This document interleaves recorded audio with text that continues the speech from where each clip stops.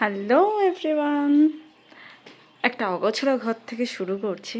আজকে হলো রবিবার। রবিবার দিন মানে এই অবস্থাই থাকে আমার সারা দিনের ঘরে। তো আমি চেষ্টা করি রবিবারটা ডিপ ক্লিন করার, কারণ বুঝতেই পারছো চারিদিকে এধার ওধার করে ছড়ানো আছে।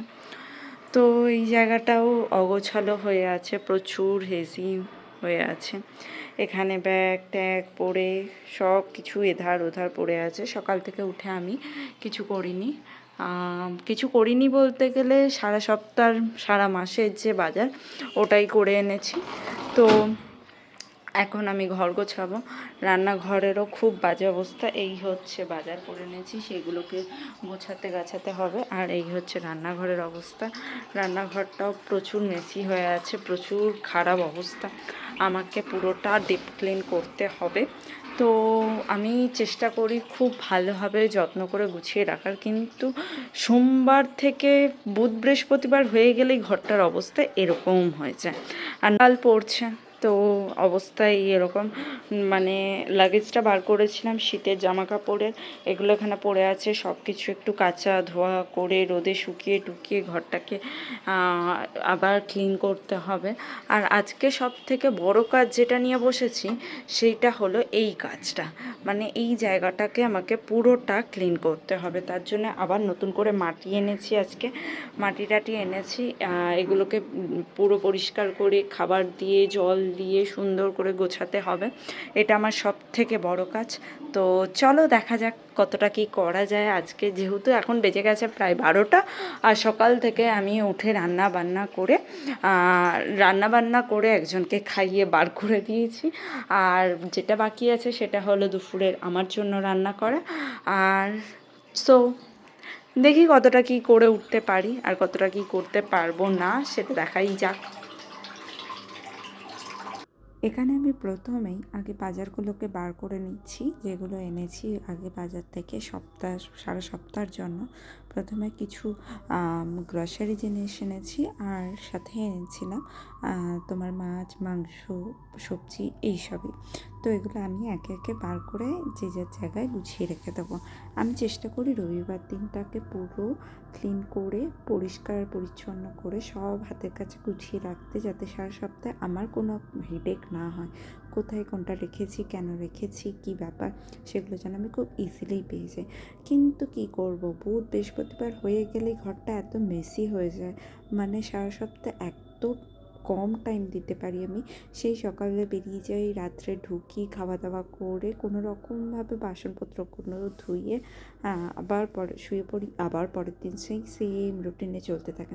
তো তার জন্য আমার এত ঘরটা নোংরা হয়ে যায়। আর সবথেকে বড় কথা, কিছু কিছু সপ্তাহে তো আমি থাকিও না, বাড়ি চলে যাই। তো সেই কারণে আরও করা হয় না। আর যেই সপ্তাহে আমি করতে পারি না, যেই সপ্তাহে রবিবার আমি ঘরে থাকি না, সেই সপ্তাহের পরের সপ্তাহ তো হাল বেহাল। কিন্তু আমি চেষ্টা করি সারাক্ষণ ঘর গুছিয়ে রাখার, কিন্তু যতটুকুনি পসিবল আমি ততটুকুনি করি।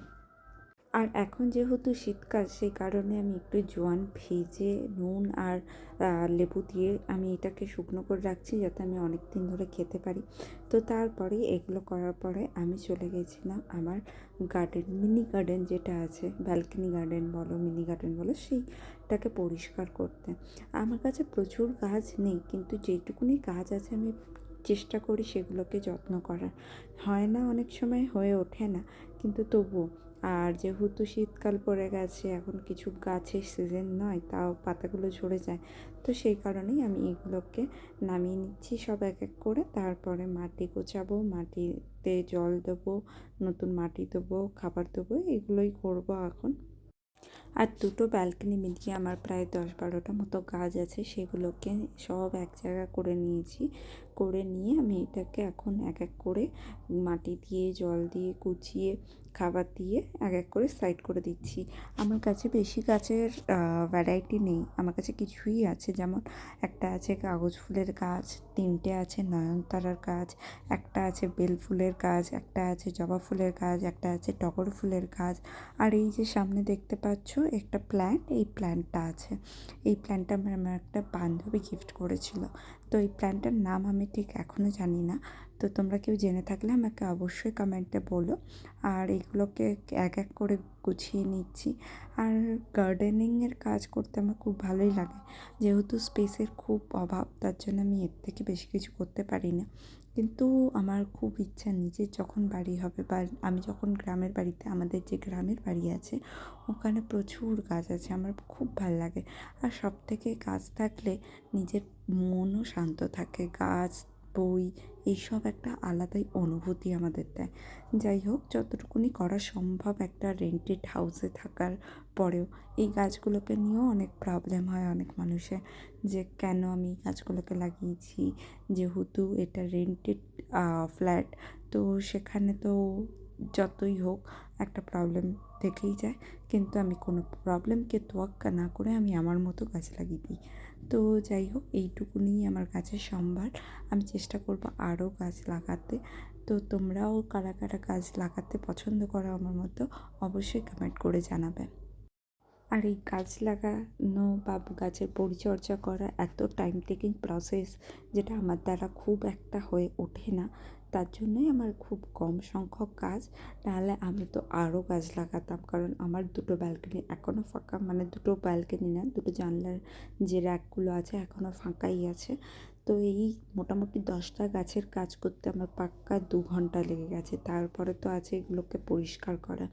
তো যাই হোক, এইটুকুনি।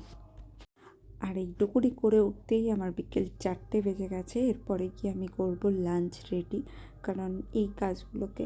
আর হ্যাঁ, একটা নতুন গাঁদা ফুলের গাছ লাগিয়েছি। যেহেতু শীতকাল, গাঁদা ফুলের গাছ না লাগালে হয়, তো একটা গাঁদা ফুলেরও গাছ লাগিয়েছি।